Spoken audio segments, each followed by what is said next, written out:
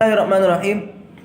میر تقی میر، اس کا تعارف تو ہم دیکھ چکے ہیں کہ میر تقی میر کی زندگی کے حالات کیا تھے، وہ میں نے آپ کو پچھلی کلاس کے اندر بتا دیے ہیں پہلے۔ اب ذرا ہم دیکھ لیتے ہیں میر تقی میر کی یہاں پہ دو غزلیں ہیں، ان میں سے پہلی غزل نمبر 1 کے اندر پہلا شعر یہاں پہ ذکر کیا گیا ہے، میر دریا ہے سنے شعر زبانی اس کی، اللہ رے اللہ طبیعت کی روانی اس کی۔ یہاں پر جو ہے اس کے سب سے پہلے حوالہ آئے گا، حوالہ شاعر۔ یہ شعر جو ہے ہماری اردو کی کتاب سے لیا گیا ہے، اور خدائے سخن میر تقی میر کی غزل سے شعر لیا گیا ہے، ٹھیک ہے۔ پھر بات کرتے ہیں ہم اس کے مرکزی خیال کی۔ تو مرکزی خیال اگر ہم اس کا دیکھیں تو اس میں شاعر کیا کر رہے ہیں، اپنی تعریف کر رہے ہیں، اپنے کلام کی تعریف کر رہے ہیں کہ میں کتنا زیادہ ایسا کلام کہتا ہوں کہ جب میں کہنا شروع کرتا ہوں تو اس کی کوئی حد نہیں ہوتی، اس کو کوئی بیچ میں روک نہیں سکتا، یا میں کہیں بیچ میں رکتا نہیں ہوں، میں جب بولنا شروع کرتا ہوں تو پھر بولتا رہتا ہوں تسلسل کے ساتھ۔ پھر اس کی تشریح اگر ہم دیکھیں تو یہاں پہ تعلی، یہ ایک کیا کہتے ہیں، تعلیٰ یہ ایک شاعروں کی ایک اصطلاح ہوتی ہے جسے استعمال کرتے ہیں خاص کر اپنی تعریف کے لیے، ٹھیک ہے۔ تو اب یہاں پر شاعر اس شعر کے اندر اپنی تعریف کر رہے ہیں، کیا کر رہے ہیں، میر دریا ہے شعر زبانی اس کی، مطلب جب اس کی زبان سے جب شعر جب وہ کہنا شروع کرتے ہیں تو دریا جس طریقے سے بہتا ہے نا، اسی طریقے سے ان کی زبان سے اشعار کیا ہو جاتے ہیں، جاری ہو جاتے ہیں۔ اللہ رے اللہ طبیعت کی روانی اس کی، مطلب انسان کی طبیعت میں ہم دیکھتے ہیں نا ایک ٹھہراؤ ہوتا ہے، ایک انسان رک کے بات کرتا ہے، بات کرنے کے بعد کچھ دیر انتظار کرتا ہے کہ سامنے والا اب جواب دے گا، ایسا نہیں ہوتا۔ ہم نے کچھ لوگوں کو ایسا دیکھا ہے وہ اس طریقے سے بات کرتے ہیں کہ جب بولنا شروع کرتے ہیں مسلسل بولتے رہتے ہیں، سامنے والے کو موقع ہی نہیں دیتے، سامنے والا چاہتا ہے کہ میں اس کو روک کر بات کروں لیکن وہ نہیں روک پاتا، کیونکہ اس شخص کی باتوں میں تسلسل اتنا ہوتا ہے کہ ایک کے بعد ایک بات، ایک کے بعد ایک بات، یہ سامنے والا اسے کہاں روکے، کس طریقے سے روکے۔ تو یہی جب یہ اشعار کہنا شروع کرتے تھے تو ایک کے بعد پے در پہ اشعار، ان کے ایک سلسلہ چل پڑتا تھا، درمیان میں لوگ ان کو سنتے رہتے تھے اور ان کے کلام میں کھو جاتے تھے۔ دیکھیں دو چیزیں ہیں، کبھی کبھی انسان جب زیادہ بولتا ہے نا تو برا لگتا ہے کہ یار یہ کیوں بول رہا ہے، خاموش ہو جائے، بس کرے، اس سے زیادہ نہ بولے۔ لیکن کبھی کبھی جب انسان بولتا ہے نا تو اس کو سننے کا دل کرتا ہے کہ یہ اور بولے، مزید بولے، سننا ہے مجھے اور سننا ہے۔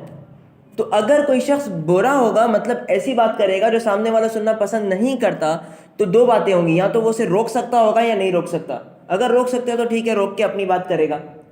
اگر اس کی کسی وجہ سے اسے ڈر ہے، ڈر کی وجہ سے نہیں روک پا رہا، یا اس کی رسپیکٹ میں نہیں روک پا رہا، تو پھر کیا ہوگا، اس کو مجبوراً سننا پڑے گا۔ تو ٹھیک یہاں پہ میر کے کلام کی جو خاصیت تھی وہ یہ تھی کہ ایک تو ان کا کلام تسلسل کے ساتھ چلتا تھا، دوسری خاصیت یہ تھی کہ سامنے والا بور نہیں ہوتا تھا، وہ جب سنتا تھا تو شوق سے سنتا تھا، وہ چاہتا تھا کہ اور اس کے بعد اور کلام آئے، اس کے بعد ایک اور کلام آئے۔ تو یہ ان کے کلام کی خاصیت تھی۔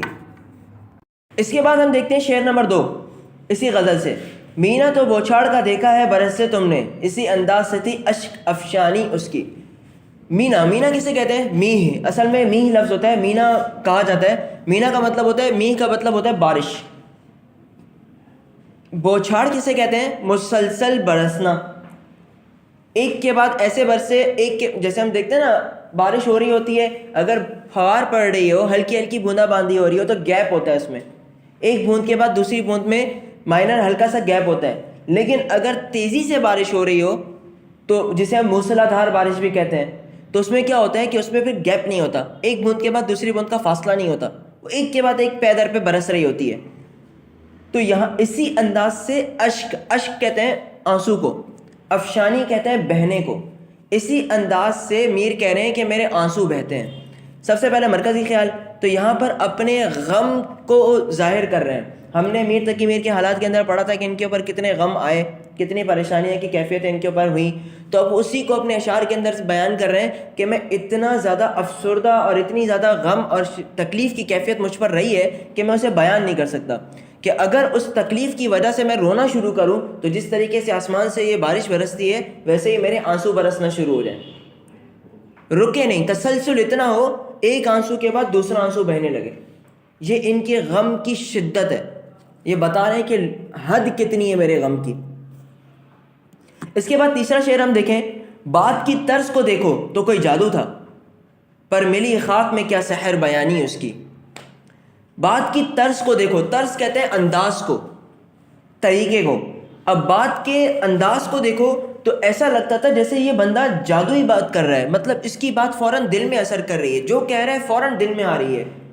لوگ ایسے ہوتے ہیں، ہم اگر علماء کی بات کریں، جب اللہ والے لوگ کوئی اللہ کی بات کر رہے ہوتے ہیں تو ہم جب ان کی بات کو سنتے ہیں، ہم نے کبھی ان کو دیکھا نہیں، کبھی ان سے ملے نہیں، لیکن پہلی دفعہ جب ہم نے ان کی بات سنی تو ایسا لگا یار اس نے جو بات کہی واقعی میں مجھے اس پر عمل کرنا چاہیے یار، یہ تو بالکل 100% سچ کہہ رہا ہے، اس کی بات کو ماننا ہی پڑے گا۔ تو یہ ایک انداز ہوتا ہے کہ اس کی بات کا اثر اتنا ہوتا ہے کہ سامنے والے کے دل پر فوراً اس کا اثر ہو جاتا ہے، اس کا دل پلٹ جاتا ہے، پھر وہ اس کام کو مانتا ہے اور اس کام کو کرتا ہے۔ پر ملی خاک میں کیا سحر بیانی اس کی۔ خاک آپ کو پتہ ہے مٹی کو کہتے ہیں، کہ اگر انسان چاہے جتنا ہی اچھا کلام کرنے والا کیوں نہ ہو، جتنی اچھی باتیں کرنے والا کیوں نہ ہو، اس کی باتوں کا آپ کے دل پر کتنا زیادہ اثر کیوں نہ ہوتا ہو، لیکن جب وہ مٹی میں ملتا ہے تو اس کی باتوں کا اثر رہتا ہے؟